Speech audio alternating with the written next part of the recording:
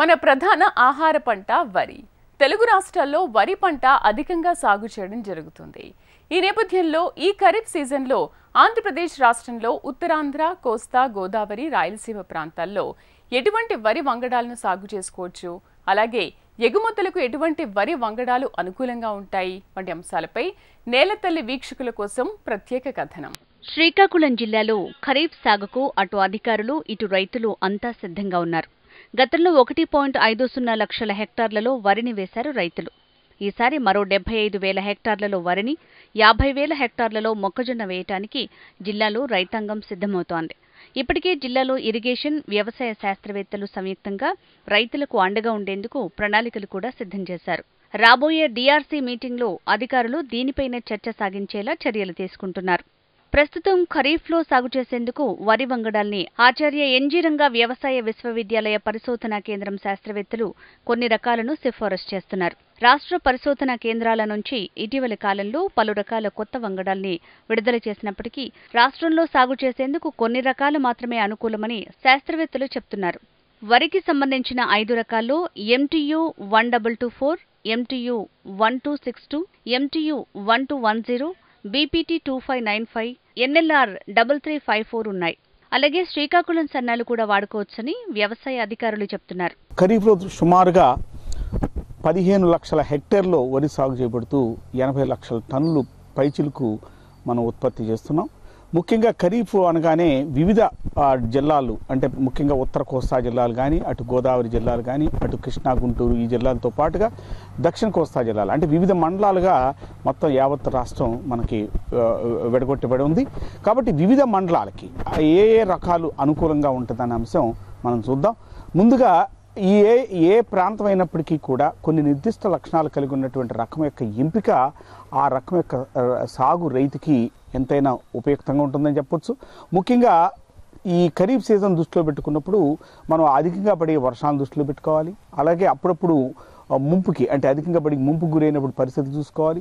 అలాగే ఈ పండిన తర్వాత మనకు వచ్చేటువంటి ఈ తుఫాను దృష్టిలో పెట్టుకుని చేను పడిపోకుండా ఉండేటువంటి లక్షణాలు కలిగి ఉండాలి. ఈ విధంగా చూసుకున్నట్టయితే మనం ఎంపిక చేసుకునే రకాల యొక్క నిర్దిష్ట గుణగణాలు అటు రైతుకి అనుకూలంగా ఉండాలంటే ముఖ్యంగా మనకు ఎంపిక చేసుకున్న రకం 140 నుంచి 150 రోజుల కాల పరిమితి కలిగి ఉండటం, ఎంపిక చేసుకున్న రకం చేను మీద పడిపోకుండా ఉండటం, అలాగే ఖరీఫ్ సీజన్లో ఏదైతే సూర్యరశ్మి తక్కువగా ఉంటుందో తక్కువ సూర్యరశ్మిలో కూడా అధికంగా కిరణజన్య సంయోగ జరుపుకుని ఎక్కువగా దిగుబడి వచ్చే రకాలై కలిగి అయి ఉండాలి.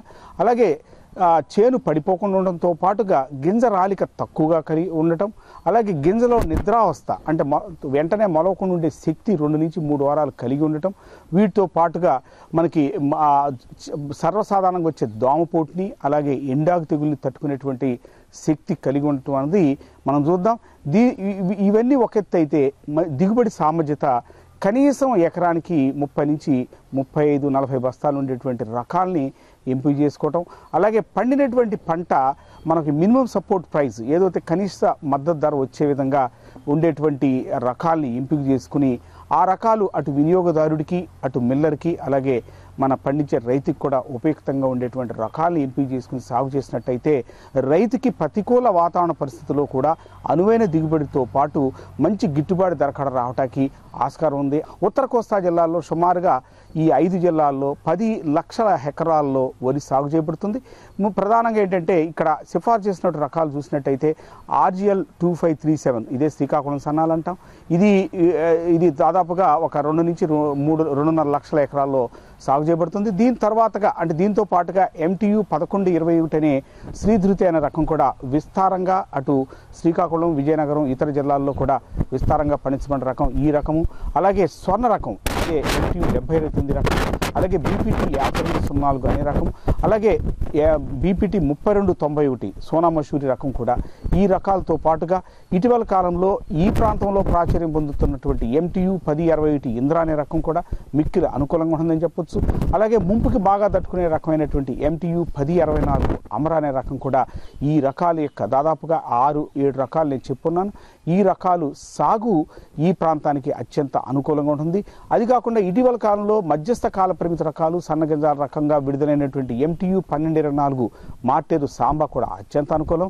దాంతోపాటుగా అటు 1001కి దీటైన రకంగా మనం MTU 1075 పుష్యమి రకంతో పాటు MTU మనకి ముఖ్యంగా 1210 అనే రకం సుజాత రకం కూడా మనం విడుదల చేయడం జరిగింది. ఈ రకాలు ముఖ్యంగా ఉత్తర కోస్తా ప్రాంతానికి అనుకూలంగా ఉంటాయని చెప్పుకోవచ్చు. ఉత్తర కోస్తా రైతులు స్వర్ణ, శ్రీకాకుళం సన్నాలు, BPT 5204, MTU 1075, శ్రీధృతితో పాటు కొత్తగా విడుదలైన MTU 1224, MTU 1210 రకాలను ఎంపిక చేసుకోవచ్చు. ఉభయ గోదావరి జిల్లాల రైతులు స్వర్ణ, ఇంద్ర, MTU 1064, PLA 1100, అలాగే కొత్తగా విడుదలైన MTU 1262, MTU 1224 రకాలను కూడా సాగు చేసుకోవచ్చు. గోదావరి మండలానికి వెళ్ళినట్టయితే వరి సార్వాలో సుమారుగా 9 నుంచి 9.5 లక్షల ఎకరాల్లో వరి సాగు చేయబడుతుంది. ఇక్కడ ప్రధానంగా సాగుకి అంటే ముఖ్యంగా సాధారణ పరిస్థితుల్లో అనుకూలమైన రకాలుగా చూసుకున్నట్టయితే స్వర్ణతో పాటు దానికి దీటైన రకంగా మనం అభివృద్ధి చేసినటువంటి రకం MTU 1318 అనే రకం ఇటీవల కాలంలో మనం విడుదల చేయటం, అది విస్తృత స్థాయిలో సాగులో ఉన్న ఈ రకం స్వర్ణకి దీటైన రకంగా స్వర్ణ పడిపోయినప్పటికీ ఈ రకం పడిపోకుండా మెరుగైన గింజ నాణ్యత కలిగి అటు దోమపోటుని కొద్దిమేర ఎండాకు తెగులుని తట్టుకునే రకం 1318 కూడా మిక్కిలి అనుకూలం. దీంతో పాటుగా PLA 1100 అనే బాడవ మషూర్ రకం కూడా ముఖ్యంగా బాడవల ఏరియాకి, దీంతో పాటుగా MTU 1064 ఈ రెండు కూడా ఎక్కడైతే బాడవలు ప్రాంతం ఉందో ముంపు గురే ప్రాంతాలకి ఈ రెండు రకాల అనుకూలం. అలాగే చౌడు ప్రాంతానికి అటు ముంపును తట్టుకునే రకంగా MTU 1061 అనే రకం కూడా మిక్కిలి అనుకూలంగా ఉంటుంది. అలాగే కొంచెం మెట్ట ప్రాంతాలకు చూసినట్టయితే మనకి ఈ BPT 5004తో పాటుగా MTU 1224 అలాగే RNR 15048 కొంచెం ఆలస్యంగా వేసుకోవటానికి ఈ రకాలు మనకి అనుకూలంగా ఉంటాయని చెప్పుకోవచ్చు. కృష్ణా మండలానికి అంటే అటు కృష్ణా, గుంటూరు, ప్రకాశం అంటే 6 జిల్లాలు, ఇవి వివిధ జిల్లాలుగా అప్పుడు 6 జిల్లాలు అయినాయి. ఈ జిల్లాలు చూసినట్టయితే మన ప్రధానంగా BPT 5004 ఎక్కువ విస్తీర్ణంలో సాగు చేయబడుతుంది. అలాగే MTU 1061 ఇంద్ర రెండో స్థాయిలో సాగులో ఉన్నది. దీంతోపాటు MTU 1064 అలాగే BPT 2270 అంటే బాపట్ల నుంచి విడుదలైనటువంటి BPT 2270, దాంతోపాటు BPT 2782 ఈ రకాలు, అలాగే BPT 2595 సింగిల్ క్రాప్ ఏరియాకి ఈ రకాలు అనుకూలంగా ఉంటాయి. ఈ రకాలతో పాటుగా మనకి గతంలో పండించినటువంటి చైతన్య రకం అంటే MTU 2067 కూడా అనుకూలంగా ఉంటుందని చెప్పొచ్చు. అవి కాకుండా ఇటీవల కాలంలో మార్టేర్ ప్రస్తుతం స్థానం నుంచి విడుదలైనటువంటి సన్న రకాలుగా MTU 1224 మధ్యస్థ కాల పరిమితి కలిగి 140 రోజుల్లో BPT క్వాలిటీ ఉన్న మార్టేరు సాంబా 1224 కూడా అనుకూలంగా ఉంటుంది.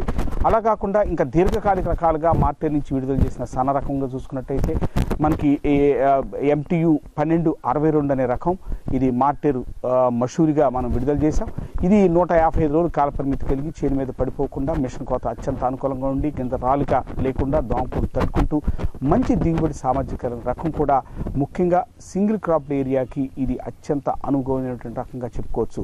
ఈ రకాలతో పాటుగా మనకి నెల్లూరు పరిశోధన స్థానం నుంచి విడుదల చేసిన NLR 3449 ఆలస్యంగా వేసుకోవటానికి కానీ లేదా పార్థివ రకాలు, అలాగే NLR 3354 కొంచెం ఆలస్యంగా సాగు చేసుకునేటువంటి రకానికి ఈ రకాలు కూడా మనకి ముఖ్యంగా ఈ జిల్లాలకి అనువైన రకాలుగా చెప్పుకోవచ్చు. సదరన్ జోన్గా చూసుకున్నట్టయితే అటు కింద నెల్లూరు అలాగే చిత్తూరు ఇతర జిల్లాలు అంటే పాత జిల్లాలకు చూసుకున్నట్టయితే అక్కడ NDLR 7 అలాగే NDLR 8 దాంతోపాటుగా BPT 5204, MTU 1224, MTU 1262, BPT 22, దీంతోపాటుగా BPT 2782 రకం కూడా అత్యంత అనుకూలంగా ఉంటుంది. అలాగే కొంచెం ఆలస్యంగా సాగుకి RNR 15048, NLR 3448 ఈ రకాలు అక్కడ అనుకూలంగా ఉంటాయి. అలాగే ఇక మనకి ఈ స్కేర్స్ రెయిన్ఫాల్ జోన్ అంటే అటు కర్నూలు, అటు నంద్యాల ఇతర తక్కువ వర్షం పడేటువంటి ప్రాంతాలుగా చూసుకున్నట్టయితే అక్కడ మనకు BPT 5004తో పాటు NDLR 7, NDLR 8, MTU 1224, MTU మనకి 1262 ఈ రకాలు అత్యంత అనుకూలంగా ఉంటాయి. ఈ రకాలతో పాటుగా కొంచెం ఆలస్యంగా సాగు చేయటానికి అనుకూలంగా NLR 3449 అలాగే RNR 15048 కొంచెం ఆలస్యంగా సాగు చేయటానికి ఈ రకాలు అంటే ఎక్కువ సన్న రకాలు ఎక్కువగా విస్తీర్ణంలో సాగు చేస్తుంటారు కాబట్టి ఆ ప్రాంతానికి ఈ సన్న రకాలు అత్యంత అనుకూలంగా ఉంటాయి. వీటితో పాటుగా సర్వసాధారణంగా సార్వాలో పంటలు అంటే ఆలస్యమైనప్పుడు, అంటే ముఖ్యంగా వర్షాలు తక్కువ పడినప్పుడు కానీ, లేదా నాట్లు ఆలస్యంగా అయినప్పుడు కానీ, లేదా మెట్ట ప్రాంతానికి స్వల్పకాలిక రకాలు మనకి మధ్యస్థ కాల పరిమితి నుంచి స్వల్పకాలిక రకాలు మీకు అనుకూలంగా ఉంటాయి. ఈ కోవలో చూసుకున్నట్టయితే మనకి ఎక్స్పోర్ట్కి అనుకూలంగాను స్వల్పకాలిక రకాలు MTU 1010 అనే రకం కూడా ఇప్పుడు కూడా ఈ సంవత్సరం కూడా గవర్నమెంట్ పెద్ద ఎత్తున మనం ఎంకరేజ్ చేస్తున్నాం, సిఫార్సు చేస్తున్నాం. ఎందుకంటే ఇది మన కాకినాడ పోర్ట్ నుంచి కూడా MTU 1010 దగ్గరగా ఉన్నటువంటి రకాలు మనకి వేరే వేరే దేశాలకి ఎక్స్పోర్ట్కి కూడా అనుకూలంగా ఉన్నటువంటి రకాలుగా అటు 1010 కానీ, MTU 1153 కానీ, MTU 1156 కానీ, వీటితో పాటుగా మార్చి నుంచి ఇటీవల కాలంలో విడుదలైనటువంటి MTU 1293 అంటే 1010కి దగ్గరగా ఉన్నటువంటి గింజనాధిక రకం, ఈ రకాలు అలాగే IR64 ఈ రకాలు ఆలస్యంగా నాటుకి, అలాగే MTU 1128 ఈ మెట్ట ప్రాంతానికి ఆలస్యంగా నాట్లు వేసుకోవాల్సినటువంటి సందర్భాల్లో ఇప్పుడు నేను చెప్పినటువంటి స్వల్ప మధ్యస్థ కాలపరిమ రకాలు వివిధ జిల్లాలకి, అటు ఉత్తర కోస్తా జిల్లాలతో పాటు గోదావరి జిల్లాలతో పాటు ఇతర జిల్లాల్లో ఈ స్వల్పకాలిక రకాలు ముఖ్యంగా అనుకూలంగా ఉంటాయి. అలాగే ఈ స్వల్పకాలిక నేను చెప్పిన రకాలతో పాటుగా NLR 3354 కూడా, ఇది కూడా మనకి ఆలస్యంగా నాట్లు వేసినప్పుడు ఫైన్ గ్రెయిన్ అంటే సన్నగింజగా మనం చెప్పుకోవచ్చు. నాణ్యమైన విత్తనం కోసం ప్రభుత్వ లేదా ప్రభుత్వ అధీకృత సంస్థలను సంప్రదించడం మంచిదని జిల్లాలోని అధికారులు, శాస్త్రవేత్తలు చెబుతున్నారు. ప్రభుత్వం రైతు భరోసా కేంద్రాల ద్వారా కూడా నాణ్యమైన విత్తనాన్ని అందిస్తోంది. స్వయంగా రైతులు తయారు చేసుకున్న విత్తనాలను కూడా వాడుకోవచ్చు. కానీ ఆ విత్తనాలను శుద్ధి చేసి, అలాగే విత్తనాలను లైన్ పద్ధతిలో గాని, వెదజల్లే పద్ధతిలో గాని నాటుకుంటే మంచి ఫలితాలు ఉంటాయని వ్యవసాయ అధికారులు తెలియజేస్తున్నారు. బయట విత్తనాలు కొంటే విత్తనం సంచి, లేబుల్ మీద కనీసం 80% మొలక శాతం ఉందో లేదో చూసుకోవాలని చెప్తున్నారు. జన్యు స్వచ్ఛత చాలా ప్రాముఖ్యత కూడిన అంశము. ఏదైతే మనం మంచి విత్తనాన్ని ఎంపిక చేసుకుని సాగు చేస్తామో దిగుబడులు కూడా ఎకరానికి 2 నుంచి 3 క్వింటాళ్ళు అదనంగా రావటానికి ఆస్కారం ఉంటుంది. కాబట్టి ధృవీకరించబడినటువంటి సంస్థల నుంచి లేదా బాగా అభ్యుదయ రైతులు, బాగా విత్తనాన్ని కట్టి బాగా చేసేటువంటి రైతుల నుంచి విత్తనాన్ని సేకరించుకుని దాంట్లో మొలక శాతం 80% పై చిలుకు ఉండే విధంగా, జన్యు స్వచ్ఛత 100కి 99 కంటే పై ఉండే విధంగా అలాంటి రకాన్ని విత్తనాన్ని మనం సేకరించుకుని సాగు చేసుకున్నట్టయితే మనం ఆశించినటువంటి దిగుబడులు రానున్న సార్వా సీజన్లో మనం పొందడానికి ఆస్కారం ఉంటుంది. సాగులో నూతన సాంకేతిక పరిజ్ఞానం ఎంతగానో అభివృద్ధి చెందిందని, కొత్తగా అందుబాటులోకి వచ్చిన యంత్రాల ద్వారా వేసవిలో భూమిని సారవంతమైన నేలగా మలుచుకోవాలని, అప్పుడే ఖరీఫ్ సీజన్లో దిగుబడులు పెరుగుతాయి అంటున్నారు అనంతపురం సమీపంలోని రేకులకుంట వ్యవసాయ పరిశోధనా కేంద్రం శాస్త్రవేత్తలు. పంట కోత తర్వాత మిగిలిన మొక్కల అవశేషాలను యంత్ర పరికరాల ద్వారా పొలాల్లో తొలగించి లోతు దుక్కులు చేయాలని చెబుతున్నారు. పంట తీయగా వచ్చిన వ్యర్థాలను అందుబాటులోకి వచ్చిన యంత్రాలతో చిన్న చిన్న ముక్కలుగా చేసి భూమిలో కలియదున్నితే కర్బన శాతం పెరుగుతుందంటున్నారు శాస్త్రవేత్తలు.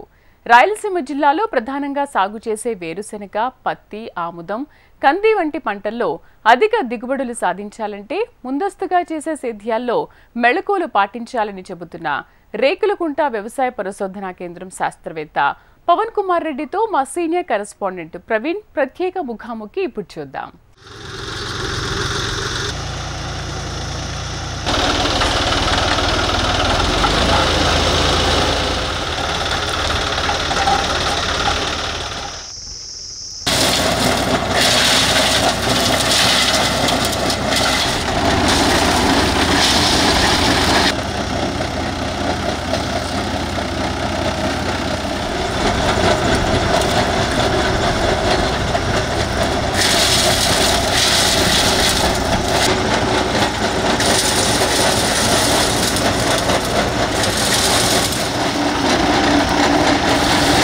రేకులకుంట వ్యవసాయ పరిశోధన కేంద్రం శాస్త్రవేత్తలు ఉన్నారు. సార్ చెప్పండి, అంటే ఇప్పటికి ఏదైతే పంట పూర్తిగా హార్వెస్టింగ్ అయిపోయింది, నెక్స్ట్ ఖరీఫ్ రాబోతున్న తరుణంలో ఎటువంటి జాగ్రత్తలు తీసుకోవాలి, రైతులు ఎటువంటి మెలకువలు పాటించాల్సింది? ముఖ్యంగా మీరు చూసుకున్నట్లయితే మనం పంటలు పండించాక పంట అవశేషాలు అనేది చాలా వరకు ఉంటాయి. పంట అవశేషాలు ఏవైతే ఉంటాయో కంది కానీ, ఆముదం కానీ, అలాగే ప్రత్తి, ఇటువంటివన్నీ కూడా తీసేసి వాటిని కాలుస్తూ ఉంటారు.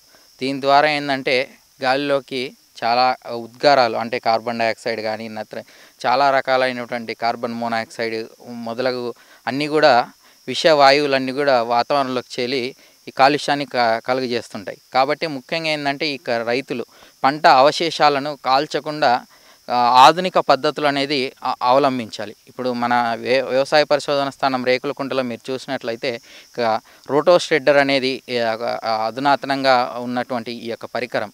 దీని ద్వారా ఏంటంటే మనం పంట అవశేషాలను భూమిలో ఉన్న వరకు మన బ్లేడ్ సాయంతో దాన్ని తొలగించి అలాగే అక్కడికక్కడే దాన్ని పొడిలాగా అంటే చిన్న చిన్న ముక్కల్లాగా పొడిలాగా చేస్తుంది.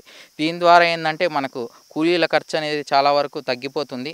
అలాగే మనకు ఈ అవశేషాలు అనేవి చిన్న చిన్న ముక్కలుగా ఏర్పడి అవి భూమిలోకి తొందరగా కుల్లడానికి అవకాశం ఉంటుంది. ఈ విధంగా కుల్లినట్లయితే మనకు నేలలో కార్బన్ శాతం పెరుగుతుంది. అలాగే ఒకటేసారి అన్నీ కూడా అంటే ఈ యొక్క అవశేషాలను తొలగించడము అలాగే వాటిని చిన్న చిన్న ముక్కలుగా చేసి భూమిలో కలిపేయడము అనేది చిన్న ఒక రోటో షెడ్డర్ అనేటువంటి పరికరంతో చేయడం జరుగుతుంది. ఈ పరికరం దాదాపు మనకు వచ్చేసి 1,50,000 నుంచి 1,70,000 వరకు వివిధ కంపెనీల ద్వారా మార్కెట్లో అవైలబుల్లో ఉన్నాయి. అయితే మినిమం 35 నుంచి 45 HP ట్రాక్టర్తో PTOతో ఒక డ్రైవర్ సాయంతోనే మనం చేయొచ్చు. ఒక రోజుకు సుమారుగా 10 నుంచి 15 ఎకరాలు అంటే ఒక గంటలో ఒక ఎకరం దాకా కూడా మన యొక్క పంట అవశేషాలను చిన్న చిన్న పొడి ముక్కలుగా చేయడం ద్వారా మనం నేల ఆరోగ్యాన్ని కాపాడవచ్చు. అలాగే వాతావరణంలోకి ఈ ఉద్గారాలు లేకుండా కూడా చేసుకోవచ్చు. రైతులు కూలీల కొరతను అధిగమించవచ్చు. తక్కువ ఖర్చుతో మనం చేసుకోవడానికి అవకాశం ఉంటుంది. అంతేకాకుండా ఇది చాలా సులభతరం, చిన్నగా మనం ఆపరేట్ చేయడానికి కూడా ఉంటుంది. అంతేకాకుండా ఇప్పుడు మీరు చూసినట్లయితే ఈ పంట అవశేషాలను మనం వదిలిపెట్టినట్లయితే మనకు ముఖ్యంగా కందిలో చూసినట్లయితే మనకు ఈ స్టెరిలిటీ మొజాయిక్ డిసీజ్ అంటారు, వెర్రి తెగులు అంటారు. అది అట్లే ఉండడం వల్ల నెక్స్ట్ సీజన్కి కూడా ఈ అవశేషాల ద్వారా మనకు ఈ స్టెరిలిటీ మొజాయిక్ అనేది వచ్చి మొత్తం కందిలో చాలా వరకు దిగుబడులు తగ్గిపోతున్నాయి.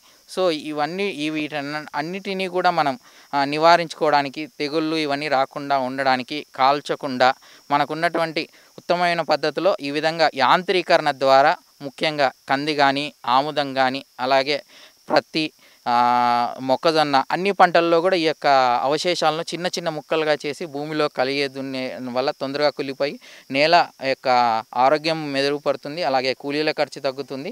ఇవన్నీ కూడా జరుగుతాయనేసి తెలియజేస్తుంది. ఈ రసాయన మందులు వాడడం, అదేవిధంగా ఎక్కువ పిచికారీ ఈ కెమికల్స్ వాడడం వల్ల ఒక పాడవుతున్న పరిస్థితిని ఏ రకంగా చక్కదిద్దుకునే అవకాశాలు అంటే మనము ఇప్పుడు చూస్తే ఇప్పుడు ఈ యొక్క అవశేషాలు ఉన్నాయనుకోండి, అవి ఇలాగే వదిలేస్తే మనకు ఖరీఫ్ సీజన్లో ఈ కందిలో ముఖ్యంగా మనకు వెర్రి తెగులు అనేది చాలా ఎక్కువగా వస్తుంది. అటువంటివి మందులు తగ్గించుకోవాలంటే ముందుగానే మనం వేసవిలో లోతు దుక్కులు చేయడం వల్ల కొద్ది వరకు కొన్ని రకాల పురుగులు కానీ తెగులు కానీ తగ్గించుకోవచ్చు. అలాగే మీరు చూసినారు ఈ అవశేషాలన్నీ కూడా ఇట్లా మనం ఇప్పుడు అలాగే వదిలేస్తే అవి నెక్స్ట్ సీజన్లో మనకు రోగాలు కానీ తెగులు రావడానికి ఆల్టర్నేట్ హోస్ట్గా దాంట్లో చాలా వరకు ఉంటాయి. దానిని మనం సరియైన సమయంలో మనం సరియైన పద్ధతుల్లో మనం తీసేసామంటే నెక్స్ట్ సీజన్లో కానీ నెక్స్ట్ ఖరీఫ్లో కానీ రబీలో కానీ మన పంటల మీద వచ్చేటువంటి పురుగులను కూడా ఒక 20 నుంచి 30% వరకు మనం ఇప్పుడే తగ్గించుకోగలిగితే దాని ఆటోమేటిక్గా మనం పెస్టిసైడ్స్ కానీ లేదంటే ఫంగిసైడ్స్ కూడా తగ్గించుకోవడానికి అవకాశం ఉంటుంది.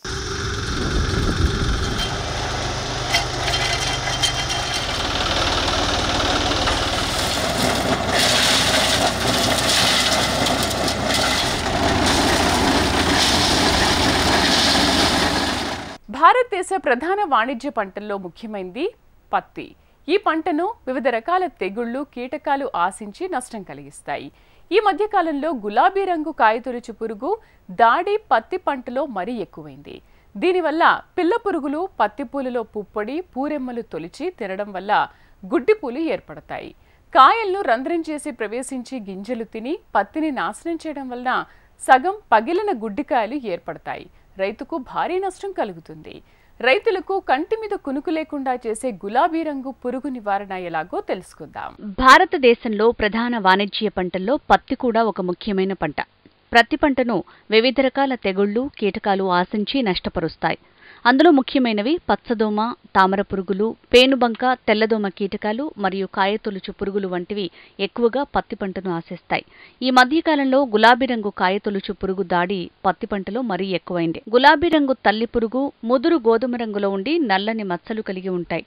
వేగంగా ఎగురుతాయి. అవి లేత పసుపు రంగు గుడ్లను ఒక్కొక్కటిగా ఆకు తొడిమలపైన, పూత, పిందెలపైన 100కి పైగా పెడతాయి. వీటి లార్వాలు లేత పసుపు రంగులో ఉండే పిల్ల పురుగులు పెద్దవై గులాబీ రంగులోకి మారతాయి. తల ముదురు ఎరుపు రంగులో ఉంటుంది. కోశస్థ దశ పత్తికాయల్లో లేదా నేలలో నిద్రావస్థలో ఉంటాయి. పిల్ల పురుగులు పుప్పొడి పూలు తొలిచి తినటం వల్ల గుడ్డి పూలుగా మారతాయి. కాయలు రంధ్రం చేసి ప్రవేశించి తొలిచి గింజలు తిని పత్తిని నాశనం చేయటం వల్ల సగం పగిలిన గుడ్డికాయలు ఏర్పడతాయి. గులాబీ రంగు కాయ తొలిచి పురుగు పుష్పగుచ్చం చీలమండపై దాడి చేస్తుంది. పురుగులు పత్తి కాయల కణజాలాలను మరియు విత్తనాలను తిని నాశనం చేస్తాయి. కాయల్లో ప్రవేశ రంధ్రాలు పురుగుల మల గుళికలతో కప్పబడి ఉంటాయి.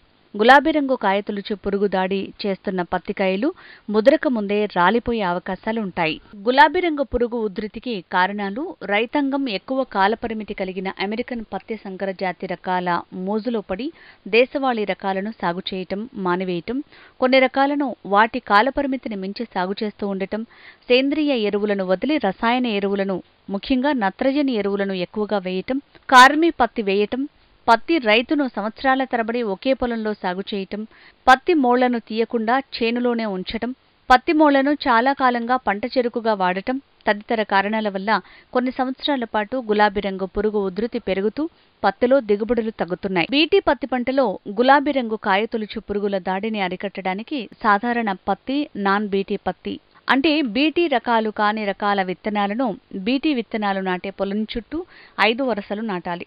అలా నాటడం వల్ల గులాబీ రంగు కాయతొలుచు పురుగుల దాడి సాధారణ పత్తి, నాన్ బీటీ పత్తి మొక్కలపై మాత్రమే ఎక్కువగా ఉంటుంది మరియు బీటీ హైబ్రిడ్ రకాలపై దాడి చాలా తక్కువగా ఉంటుంది. పత్తి పంటలో గులాబీ రంగు పురుగు నివారణకు వేసవిలో లోతు దుక్కులు చేయటం, పంట మార్పిడి చేయటం, గుడ్డు పువ్వులను ఏరి నాశనం చేయటం, లింగాకర్షక బుట్టలను ఎకరాకు 8 పెట్టుకోవాలి.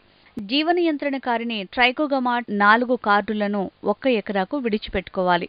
విత్తనం పొలంలో నాటే ముందు సల్ఫ్యూరిక్ ఆమ్లం 100 మిల్లీలీటర్లు కిలో విత్తనం చొప్పున తీసుకుని దాంతో 3 నుంచి 5 నిమిషాల పాటు విత్తన శుద్ధి చేసి ఆ తర్వాత సున్నపు నీళ్లతో కడగాలి.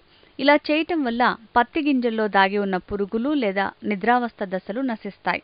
పత్తిలో అలసందలు, వేరుశెనగ, పెసలు లేదా సోయాబీన్ అంతర పంటగా వేసుకోవటం వల్ల రైతు మిత్ర పురుగులైన అక్షింతల పురుగులు, క్రైజోపా, సిర్పిడి ఈగలు మొదలగునవి పెరిగి సహజ సస్యరక్షణ జరుగుతుంది. ఈ అంతర పంటల వల్ల ఎక్కువ ఆదాయం కూడా వస్తుంది. ఎర్ర పంటగా బెండను గట్లపై నాటుకుని దానిపై ఆశించిన లార్వాలను, పురుగు గుడ్లను నాశనం చేయాలి. పత్తి పంట చుట్టూ రక్షిత పంటగా జొన్న విత్తాలి. పొలంలో కలుపు లేకుండా శుభ్రంగా ఉంచుకోవాలి.